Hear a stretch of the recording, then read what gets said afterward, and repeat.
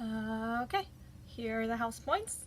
Here I go giving points away. I received a message from someone from House Hepburn, 10 points. And I received a monologue from someone from House Hepburn, 10 points. That's it. Y'all. Monologues. Get them in. Okay, also, one of the people from House Hepburn sent me a blooper reel. I can't use your names because privacy things, but you know who you are. Anyway, someone from House Hepburn sent me a blooper reel for their monologue, and it spoke to my soul because basically it was me and what I do in these videos when I can't speak correctly, except I just leave mine in because I'm too lazy to edit them out. And you all know I'm a hot mess anyway, so it's fine. Anyway, so 100 points for House Hepburn. You keep me entertained during this quarantine, and I'm gonna reward that.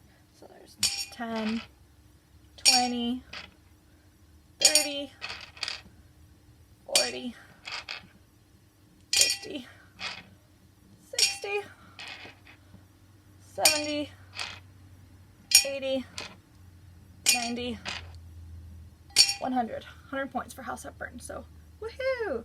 I'm gonna give you guys another way to earn house points at the end of this video. But until then, let's open up your packets to lesson 3. Should say chapter 5, setting the stage, lesson 3. Okay. Just to go over the information really fast for today, we're gonna delve in a little bit more to those 4 playwriting essentials, narrative essentials that Aristotle came up with. Things that we've pretty much talked about before in class, so this should be review. The first one is exposition, which you guys have probably talked about a lot in your English classes. That's the background information about the show, the characters, all of that. So your exposition is also kind of like that unseen story of what happened before the curtain rose. Just showing, hey, this is what was going on in the character's life, this is what led them to this point, that kind of thing. So your exposition should tell people where your play is taking place, what time it is, anything that's going on, like the situation, how did the character end up in that situation. And here's the thing, your exposition doesn't have to happen at the beginning of the play. And I know that when we look at the hero's journey, there's like that little line that's the exposition. That's like your basic getting your audience into your story so that they understand what's going on exposition. But you can actually sprinkle exposition throughout the entire show. So don't think that it just has to be at the beginning. Now, you do usually have a big chunk of exposition at the beginning because that's the easiest way to get the audience involved and to understand what's going on, but it doesn't need to all happen at once. So the next one is plot, and that's everything that happens in the play, all of the actions and stuff. So characters living normal life, there's conflict, something changes, cause and effect, that kind of thing, if you're talking the hero's journey. Now, I mean, we talked about feminist structure, we've talked about absurdist structure, all of that. Those aren't necessarily going to have that conflict that drives the plot of the play. Matter of fact, I would argue that not much drives the plot of absurdist plays, because it's usually just the same thing over and over and over again, and that's annoying. But yeah, usually within the hero's journey, because that's kind of what Aristotle focused on, was the hero's journey. That's what he was talking about when he was talking about theater, because honestly, feminist structure, absurdist plays, all of that, they didn't exist back then, so we're going to ignore them. But yeah, usually there is a hero, a protagonist, and an antagonist, or the villain. Now, the hero and the villain don't always have to be a person. Usually the hero is, like, I can't even think of an example where the hero's not a person or an animal or something that has been given human qualities. But the antagonist oftentimes is not a person. It could be nature, it could be the hero battling within themselves, that kind of thing. But either way, there's always that conflict, that struggle between the forces of good and the forces of evil. So yeah, that's fun. Next we have characters. My favorite! I love characters. Characters, you guys are characters. Man, guys, I miss you. I'm gonna pause for a second. I really miss you guys. And I miss seeing your faces. Which is another reason why I'll award house points for you guys sending me things like blooper reels, because I miss joking in class. And I guess that's the next best thing for me, so do it. Alright, anyway, characters. So characters are the people that drive the plot forward. They don't always have to be human. I mean, sometimes we have plays about animals and things like that, so you know. What really, really helps a play is if the characters have varied personalities and that they just are not the same character over and over again, because that gets boring. So they have these unique and very specific personalities, kind of like you all have your own unique and very specific personalities. You just make those characters an individual. Mostly they need motivation. So if a character does something, I, as an audience member, should be able to understand, why did that character do that thing? And so that's why I make a big deal out of you guys creating backstories for your characters and coming up with a reason why the character's in the place they're in. The last one is theme, okay? Theme is like the basic idea of the play. It's that seed that you always come back to, that the dialogue goes back to, that the characters go back to. Everything in the play points to this theme. Sometimes it's up to the director to decide what the theme is gonna be. Sometimes the playwright has written it into the script, and it's really hard to kind of deviate from that theme, just depending on the show that you're doing. Now, don't mix up theme with moral, because they are separate. They're not the same thing. Sometimes they can be the same thing, like your theme can be the moral, but the theme doesn't necessarily have to be a moral. Moral is clearly like the lesson that the characters learned along the way, things like that. So for example, a theme could be like, beauty doesn't make you a good person. And the moral or lesson that the characters could learn could be like, don't trust strangers, or something like that. So they're not always exactly the same thing. So yeah. Alright, let's do questions.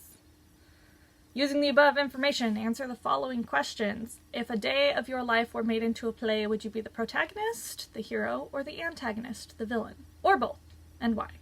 I'm gonna say I'd probably see myself as more of a protagonist. I mean, most of us do think that we're the hero of our story, or feel that way. That's normal. There's nothing wrong with that.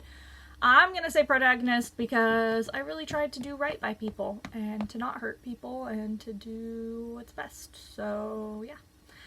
Choose a day in your life. Write a short paragraph of exposition for your chosen day. What happened to you, the main character, before that day that the audience will need to know in order to understand the day's events.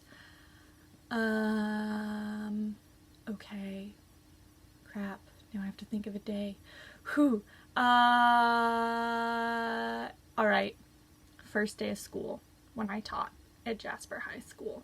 Some exposition. Well, I had recently graduated from college. It was my first year teaching. I had never taught in a classroom before, at least not theater. So I actually did not have any student teaching experience, and that was kind of scary. So I had just moved to Texas from Utah, and so not only was I in a new place, but I was in a new situation, and I mean a completely new lifestyle, because I'd just gone from being student to being teacher, and that's kind of a big jump. So yes, that is the exposition that you guys already knew, but that's an example of what exposition my audience would need to know, which is why I told you guys, because you need to know those things, because you're my audience. Alright, List and describe your characters from the day you have chosen. Oh, what makes them interesting to the audience? Dang, well, I can't use your real names. But, let's see. There were a couple students that they decided that for the rest of the school year they were gonna make it their job to see if they could get me to quit my job as a teacher, which is so rude. I can't believe people did that to me. But these kids, they didn't want to do work. They often played video games in class. One of them flipped a table over in my classroom one day. So, but just so you don't like feel like, oh, these characters are all the same, each character was also their own individual. Like, one of the kids, I don't think he was he sat with the kids and he was friends with them, but I don't think he ever actively tried to get me to quit my job. He was very quiet. He struggled to get his assignments done, and he would often come to me and try to get them finished last minute. But for the most part, I didn't really have a problem with him, other than when I caught him playing video games on his phone and he wanted to make assignments up 3 weeks after I'd put grades in. One of them had anger issues and flipped a table over, and I don't think he really had a problem with me per se. I think he just needed an outlet for his emotions, and I just happened to be a good target for that, which is fine. That's fair. Whatever. I'm over it. I'm fine. Hopefully you're fine. You're probably not watching this because you're not my student anymore, but and then one of them just made it his goal to be my buddy and was always like, oh, you're my best friend and all this stuff, and I was like, you need to do your work. But he was like kind to me, but also not kind to me, if that makes sense. It was kind of like he was masking the fact that he was trying to get me to quit my job. Yeah, so there you go. They weren't all the exact same person, but they had the same objective, and they just used different tactics to get there based on their personalities. So there you go. Wow, that was a really long answer. Okay, this is a really long lesson, I apologize. What is the theme or moral of the day that you have chosen? Ooh, okay, first day of school. I think the theme would probably be something along the lines of what you wish for isn't always what you think it's going to be. I don't know a fancy way of wording that, but basically, like, I dreamed of being a teacher my entire life, and I went to school that first day, and I was like, oh my gosh, what have I got myself into? I'm going to die. And that kind of continued throughout the rest of the school year.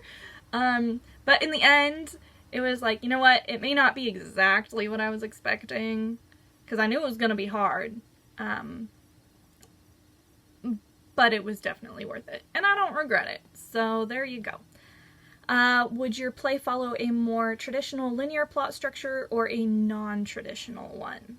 If I'm just doing that day, probably traditional. And the climax would be probably junior high. Wow, junior high was like the most nerve-wracking class I taught that day.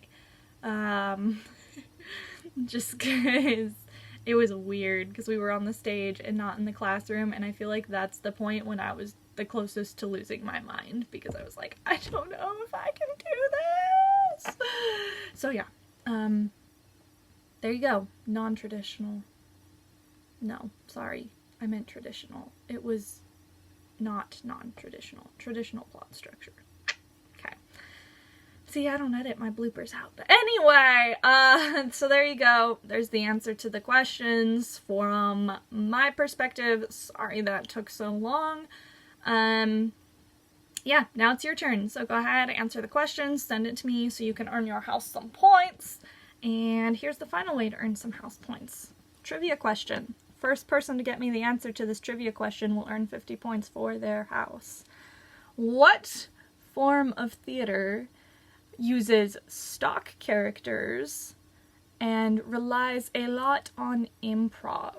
Okay, it's a type of theater, and it is... No, I'm not going to give you that hint, never mind. So uses stock characters and utilizes improv. Send me a text or an email. I will answer back and let you know if you are correct or not, and whether you were first or not. And then we'll see who gets house points. Alright, I'm going to go now because that was a really long lesson. I love you all, and I will see you later.